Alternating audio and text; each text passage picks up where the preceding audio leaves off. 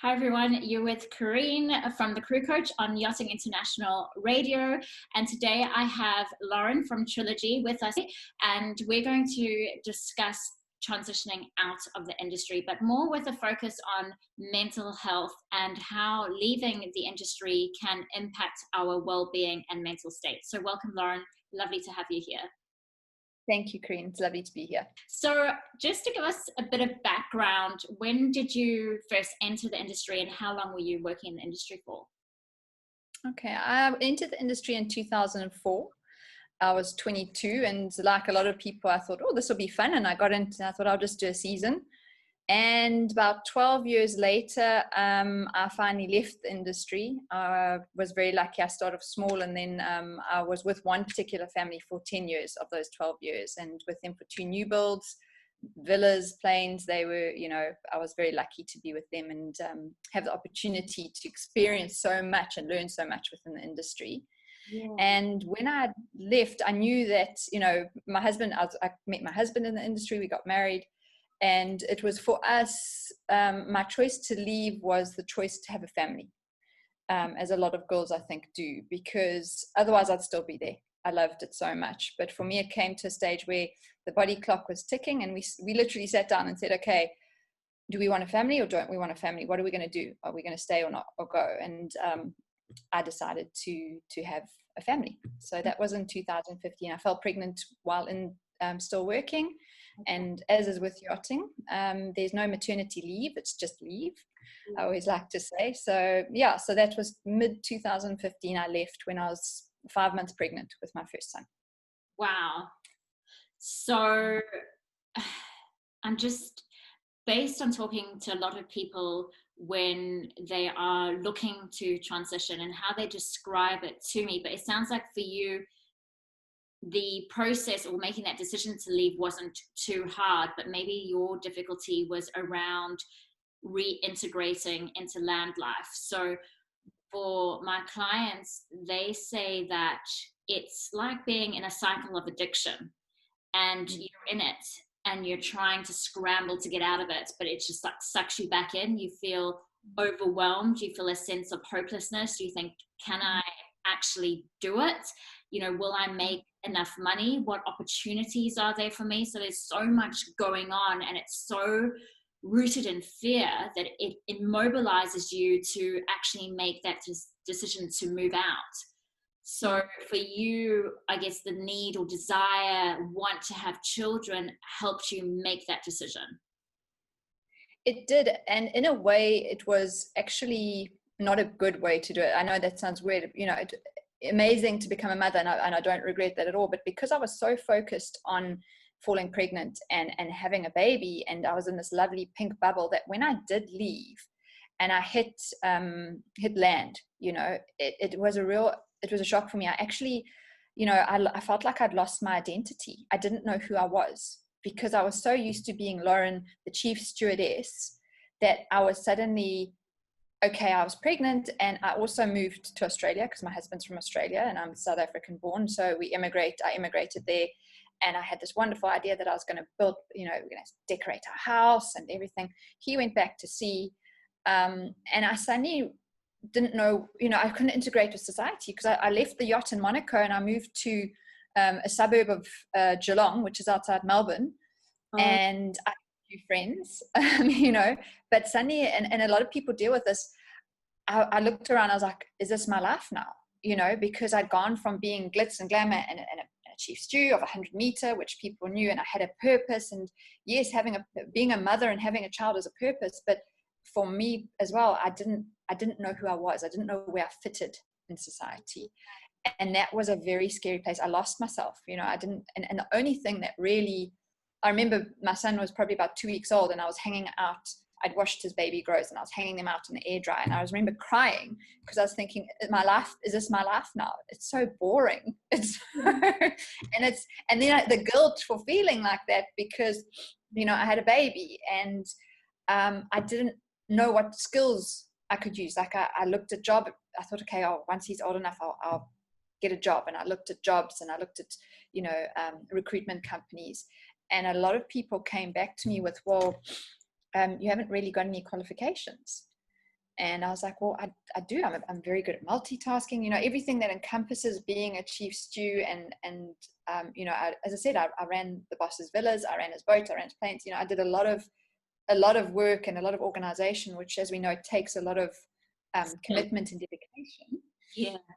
And then I had people looking at me saying, well, yeah, you can be a cashier, or do you want a waitress, or, you know, stuff like that. And it was so demoralizing for me.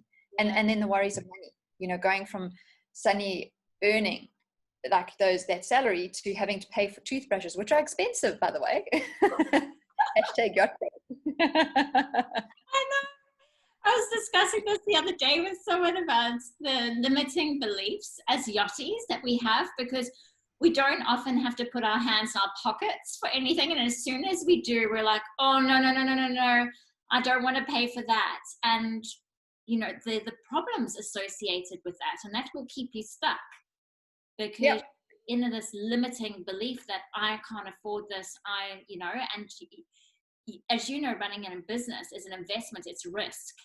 And you do, and even with your career, because you're now in training, and your career as a yachty, it's so important to reinvest in yourself so that you can climb up the ladder and expose yourself to more opportunities, even shore-based.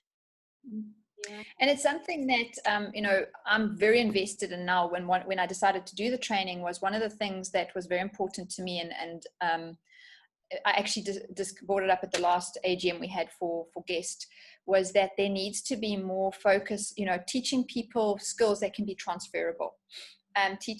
Getting our accreditation, that is guest, IARMI guest, recognized, so that people can transfer it to shore base, so that when they do leave the industry, then they go and apply for maybe a job in hospitality, it's equivalent to something that people on land can recognize. Because, you know, for me, I felt hopeless, like you said. Like, I used to wake up every morning and I just used to have this sinking feeling of dread of how am I going to get through today? And the only thing that kept me going was looking after my son. So I was lucky in that respect. But it took me, you know, I couldn't make the most basic decisions. Like, I couldn't decide which internet provider to go with, because we had to set up internet at home. And it just scared me so much to make that decision and to commit to a 24-month contract because of a monthly, you know, payments, like is very normal for every person. I The living daylight out of me. I identify with that. I'm still on like no contract with my phone. 10 years later, I can't do it. But it's really interesting you say that, because working in a prison, they suffered with reintegration because they were institutionalized, and I think yachties are also institutionalized. So when I remember taking a bunch of prisoners out. One had been locked up for 11 years, and that's the first time he's been in the car with me. And we passed the bus stop and the sign moved, like, you know, the adverts. And he was like, oh my gosh, did you see that? It moved. And, but it's the same for yachties, because so many things change. Like in Sydney now, you have Opal cards to travel, or you don't pay for cash on a bus anymore. And one prisoner said, like, going into the grocery store, and he got his potatoes, went to the till to pay for it. They're like, no, you got to weigh it. And he was like, what? Weigh it? How? Where? What? And he just ran out the shop because it was too much for him. And those decisions can be extremely overwhelming, and then you feel incompetent and you don't feel good enough, and that really will impact your mental health. So how did you, firstly, when you decided to have a child and move back to shore, did you connect with any ex-yachties who made that transition themselves? No, I didn't. And I really wish I had. You know, I really wish that I'd had support in that regard, because I found that, like my family, you know, your family are there, they're the people you lean on, but they didn't actually know how to support me because they couldn't understand what I was going through. So no, I didn't. And I mean, even my husband, who he carried on working, he's a chef, and he was carrying on, you know, he with rotation. For him, it was really hard to understand what I was going through, because he was like, but you wanted to leave the industry. You wanted all of this. And I said, I know I wanted this, but now I've got it. I don't want it. I don't know how to cope. And for him, it was really hard to understand how, you know, how I wasn't coping, because he was still in the industry. And for him, it was, you know, he used to come home for his rotation and then he used to leave again. and I really wish that I'd had other people to talk to, other girls whose husbands worked in, rotation, or even somebody who'd left the industry, because I know that I've connected with a lot of girls like who've come back here to South Africa, and there's one girl in particular that we've become quite good friends, and she went through exactly what I went through, and she said to me the other day, to have someone to be able to say to her, look, I know what don't worry, that's normal. You fine? And some days we just sit and she go, I miss Auntie. I go, yeah, I miss my yachting too. And we talk about what we loved about it. And then we both actually feel a lot better, for it afterwards. So yeah, I really wish that I'd had even someone like yourself, it would have someone who was trained and qualified to counsel me and give me coping mechanisms, to deal with it. And that's the thing, like, it's like what you're connecting with your friend, and it's normalizing it, which is so powerful, is to go, I hear you, I see you, and I understand you, which is so important, because we work in an industry which is so foreign to so many people, and they don't get it. And I think that's why I'm fortunate enough to go back into the industry and work with people, and they say, it's just so refreshing to talk to a counselor or a coach who's worked in the industry and understands it, because I spend so long in my sessions trying to explain to the therapist what it's like, and they don't get it, or they cast judgment and say, well, all you yachties, like a therapist apparently in south of France saying, all you yachties just drink and take drugs. Yeah, you just need that stigma is attached to. I was lucky enough in that with the system in Australia, as you know, they're really big on mental health, and my visits to my doctor, when I was pregnant, they always used to do something called the Edinburgh test, which you may be familiar with, and it's to gauge how you're feeling emotionally. And they then decided I was at risk, so they referred me to a counselor, and I went to counselling, but I didn't find it helpful. Yeah. Because of that exact reason.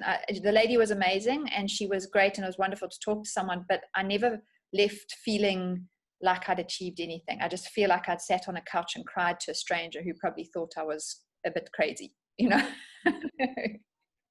that would be really tough. So knowing what you know now, what would you have done differently in terms of preparing for the transition? And then we'll go talk about your experience land-based. So I think I probably would have come home to South Africa, and I would have definitely also reached out to someone like yourself, to help me make that transition, because I kind of went in with this idea. I was like, oh, it's going to be lovely. I'm going to have my own couch. I'm going to have my own, I'm going to decorate. I'm going to do this. And the reality of it was something very different. I as I said, it was, I can say it was a shock, and I just wish I'd had someone to say to me, okay, now have you thought about this? Okay, let's prepare, let's think, what are you actually going to do? Because all I'd thought about was getting off the boat and having my baby. I hadn't thought further than that. I just thought, oh, it'll just happen, which, as we know in life, it doesn't. Very rarely. Well, it just happens. Yes. So yeah, I really wish I'd had that and just thought about it a bit more and had someone to guide me. Yeah. And what I'm hearing is that, and this is very common as a coping mechanism, is to surround yourself with a positive network. And you went to Geelong. I don't know if you've lived there before, and it might have been completely foreign, where maybe your parents are in South Africa and you do have that support in South Africa. So that would have been a good place to go, especially if your husband's on rotation and not with you all the time. So it's not only you're making a change, a geographical change, you're also starting a new career, being a mum for the first time, so much change happening. And it's so important to have some stability, and a positive network can provide that for you. So, just going back to how you found your coping skills, and to help others who can maybe identify with some of the signs and symptoms that you experienced post leaving the industry. What were they, and how did you manage them? I think when I've always been, and as yachting, you never have a bad day, so to speak, and I've always been a very capable, independent, self-sufficient person.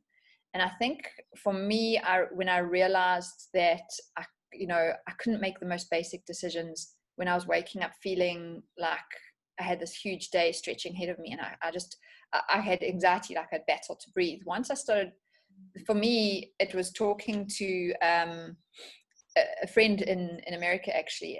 And I was saying to her this, and she said to me, you're getting depressed. You've got anxiety. You're depressed. I said, rubbish. I never get depressed. I'm not depressed. I'm not, And she said, you need help. And so from there, I think, that sort of helped me realize that there was something going on. And then the coping mechanisms, it took me a long time, to do positive things. So I started setting myself little goals to do something positive every day. I also read a wonderful, bit of information and a bit of book. And it said it says when you wake up every morning, the first thing you do before you wake up is you say, today is going to be a good day. And I say to people, I know it sounds a bit, like weird, but it's amazing how that positive affirmation in the morning started. And it was something like that, doing little things like that. Also, something I did is I took myself off social media, because I found that social media was becoming really toxic for me. I was seeing my friends in yachting in the season and posting pictures and thinking, oh my gosh, I was there. So I removed myself from social media for a while, and I connected with people who, I didn't feel like I was becoming a burden to them, because I think that's a lot of when you feel depressed as well, is that you feel people, anytime they talk to you, they're like, oh gosh, all I'm going to hear is negativity again. You feel like a burden to people. Yeah. So, I just started, and I started making a plan for my future as well. I was like, okay, what can I do? What do I want to do? How, there is life after yachting, sort of thing. And that's sort of where I started working in recruitment. And I started working towards my training and slowly getting my confidence back in myself, and that's a way that I've managed to keep connected with the industry as well, because I love the industry, and not to say that I'm sitting here wishing I was back, and but to be able to give back and to be able to help other people get into the industry that has been such a pivotal part of my life and getting me to where I am today. Yeah, that's beautiful. Very insightful, Lauren, very insightful. And now tell us a little bit where you're at now. How did you come to the decision of starting your own business? And I know you've just mentioned about giving back, but yeah, that's a huge responsibility and decision to make. So how did you arrive at that point? With much fear to begin with. No, which I'm sure is normal for everyone. I was approached. I did my training through the British Butler Institute of London. So I'm a trained butler, and they actually approached me to speak at the International Butler Forum in Hangzhou, which is near Shanghai in China. And this was in 2017, March 2017. And they approached me there. And then from there, the principal, Gary Williams, who runs the British Butler Institute, said to me, would I like to be an international trainer for them? And I was sort of quite like, wow, are you sure? Like, wow, really, me? I would love, because I've always loved training. I've always loved, I used to do a lot of training with my girls, a lot of teaching with my stewardesses. And I'm very much a person that, knowledge shared. If you give everybody knowledge, especially on a yacht, my ethos was that I could fall down tomorrow, and if I haven't shared my knowledge, nobody's going to be able to actually keep the boat running and do my job. I'm not scared of somebody doing my job. I want somebody to be able to do my job, because and all the girls on board, whoever worked underneath me, and if there's anyone who knows me, everyone used to be able to do everyone else's job. So I was very much in that sort of training. So that's my ethos is I love that. So by them offering me that job, I then went to London and I trained on their butler course. So I trained their butler course 4 times a year. I got to London. I went to palaces in Middle East, private households. I went to the Caribbean to train and hotel there. And that suddenly kicked on me. I went, hey, this is amazing. I'm loving this. Surely I can do this for yachting. And so I then started investigating IAMI, because I wanted to make sure IAMI Guest, because I wanted to make sure it was a credible course. And that sort of is what kickstarted me into starting Trilogy and getting it up and running. You know, it was very scary. I was like, what if nobody comes ever? Yeah. But yeah, and my support, my family and my husband, they all were like, yeah, do it, you'll be great, you know. And it's been a while. COVID has put a big spanner in the works. We've been a bit quiet, but you know, we're coming back again. So yeah, that's what sort of inspired me, was that someone else having confidence in me, I suppose. Yeah, and I think it's also being open to opportunities too, and not limiting yourself, thinking I need to do this, this, and this. And it's being aware of your strengths and your skill sets. And sometimes we don't see it, because in yachting we don't often get told, say by the captain, you're doing a great job. And so getting that positive feedback and that reinforcement will encourage you to maybe take that leap and try something different. But I think inner confidence goes a long way in terms of making that move. And I've been writing an article today, and I've got a lot to be grateful for the industry, because if it wasn't for the industry, I wouldn't be confident about what my why is. And the industry helped and confirmed that I wanted to help people. And I found myself naturally assisting with managing crew conflicts on board, or supporting the captain, making decisions around interpersonal dynamics. And I found my place and my worth, and I loved it. And I'm like, this is what I want to do. And I didn't know that 10 years later we're back into yachting. But it's amazing. And I think it is. It's being aware of the opportunities out there and listening to what people are saying about you and what your strengths are. Yeah. Sorry. No, it's amazing. And you know, for me as well, I have a real passion to, you know, I think it's an industry where we as women, you know, everyone's always the interior, this, you know, stewardesses, there's never been a clear career progression for women within the interior. And I just really, you know, for me it's important that girls go in with the confidence and the skills to start, because it's such a competitive industry, so that they're successful. They don't join their first job and don't know how to turn on a washing machine, for example, or doing ironing, that sort of thing. And I mean, those are all skills that you can learn, but also you know, teaching them what their contract says, you know, or must say. Harassment, you know, that it's not okay to be harassed, that it's not what the basic salary is, because there's such a, you know, with the industry, there's such a lot of girls go in and they don't know anything, and they get taken for a ride and they have a bad experience. So for me, it's also promoting a more professional and knowledgeable, and I suppose worldly stewardess. That, you know, it's what gives me so much pleasure, is being able to help these girls build their confidence. And we're talking about confidence, and you know, I know myself, confidence is an unseen quality that just shines through to other people, and if you have it, it's so attractive, you know. And just, but also it makes you feel better, it makes you be better at your, you know, better at your job.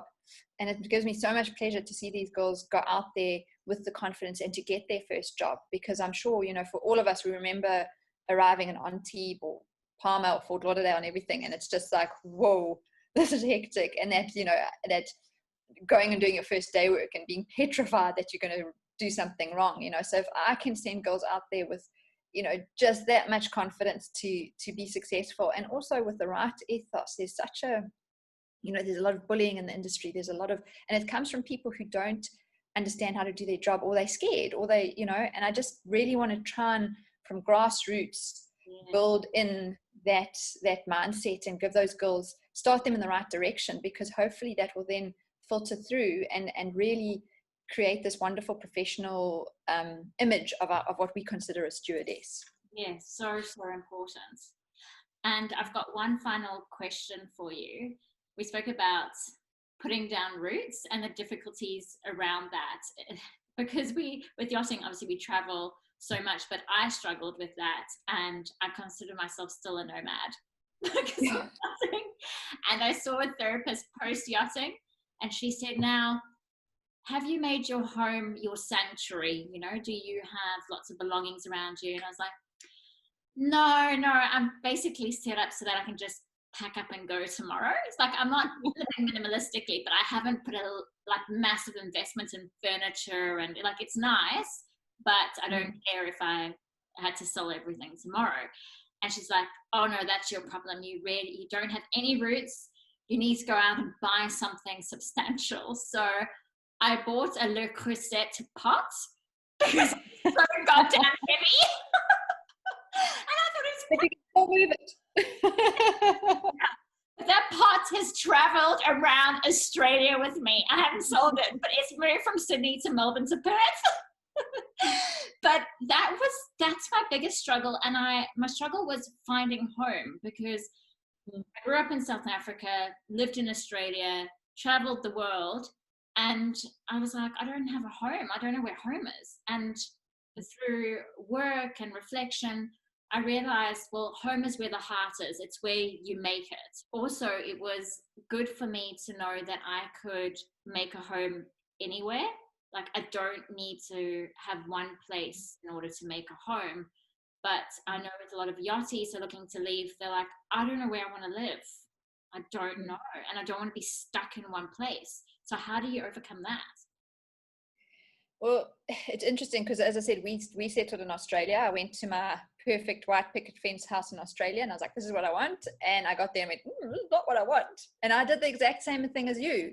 You know, everyone's like, oh, you're going to paint. And I was like, I don't want to do anything. I don't want to spend any money on this house because I'm not staying here, you know. And then we moved back to South Africa, and we actually rented this house that I'm in now. And, you know, and then we bought it, and that was a big deal for me. But again, it's very minimalistic. As you said, it's comfortable. And I've got 2 kids, but me and my 2 kids are ready to lift up and go.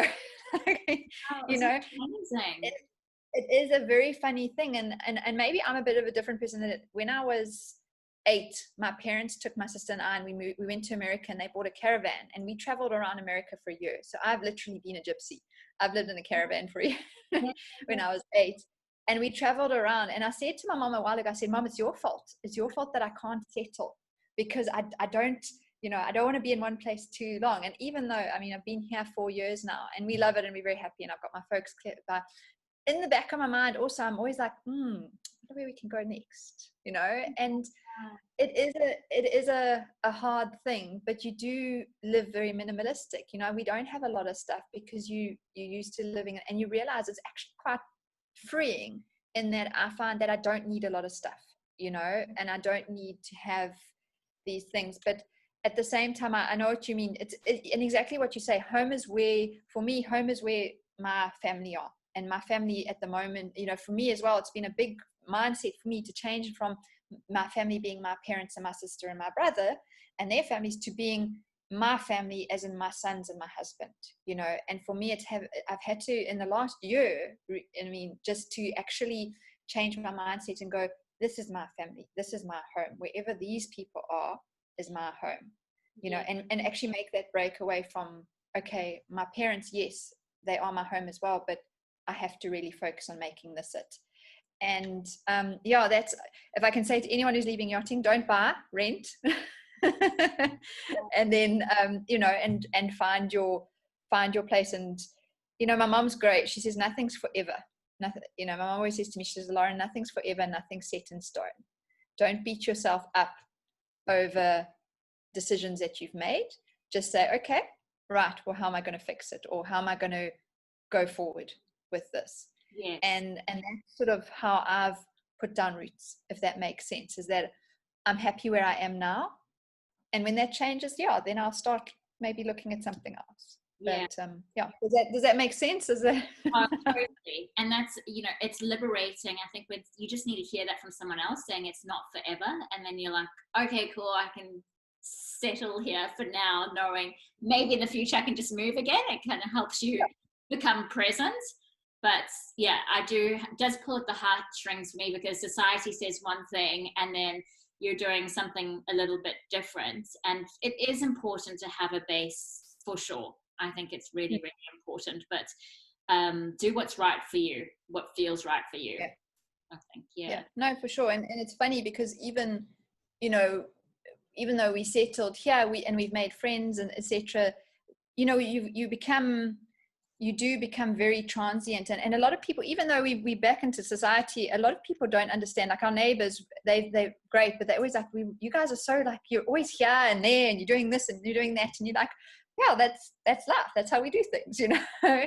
And it's, as you say, society does expect a certain thing from you, and you feel like you feel a bit sort of odd almost. And that's why I love what you said earlier about connecting with other yachties, and that you do need to make that connection every now and again. It's important to be where you are, and like you say, present, and go, okay, you know, not live longing for yachting all the time, but to have those connections where you're like, you can connect and have that, and that familiarity. Because I think that, and that just leading on from that, when I lived in Australia, I really battled, and one of the things I said to people I battled with is that nobody knew where I was from. Nobody knew me. Like, yeah, I can meet somebody from, and I've never met them before, and I'll say to them, they'll say, where'd you grow up? I said, oh, I grew up in Maritzburg. They're, oh, I know Maritzburg. And the weirdest thing is just having somebody know where you're from is such a comforting thing, you know. And that's just for me personally. You know, and that was something that I battled with, was not having that familiarity, you know. So Yes. yeah.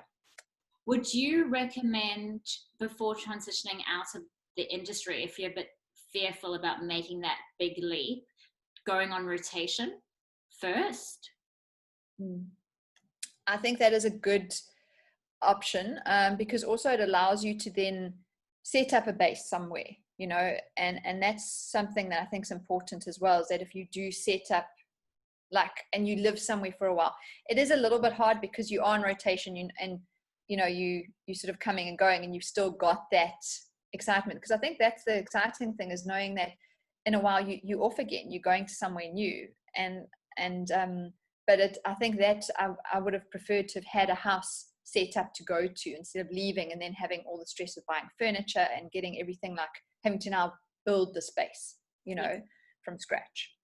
And how do you manage not being with your partner when he's on rotation?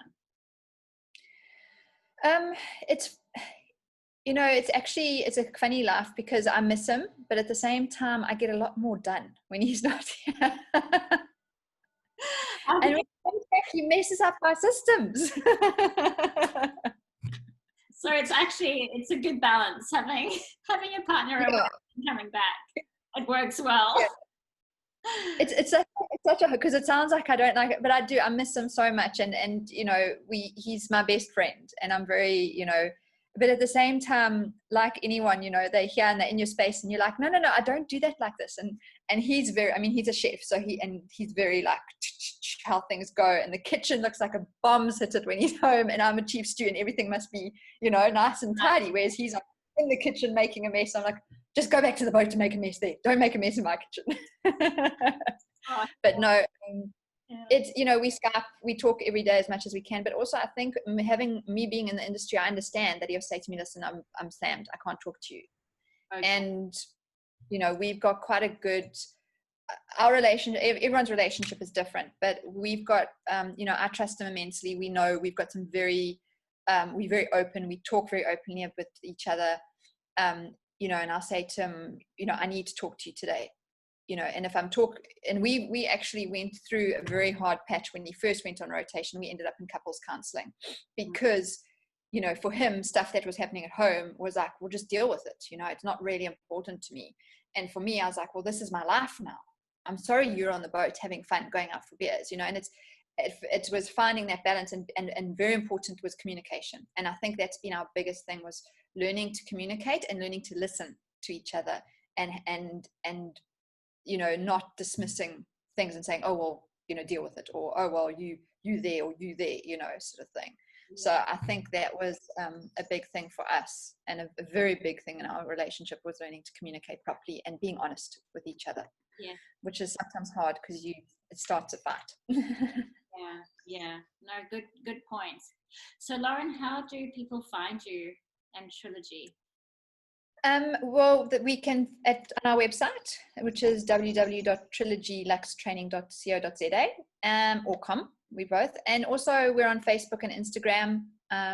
Trilogy Luxury Training is on Instagram, so that way, and people can connect with me via WhatsApp, via email, and through Instagram. Yeah.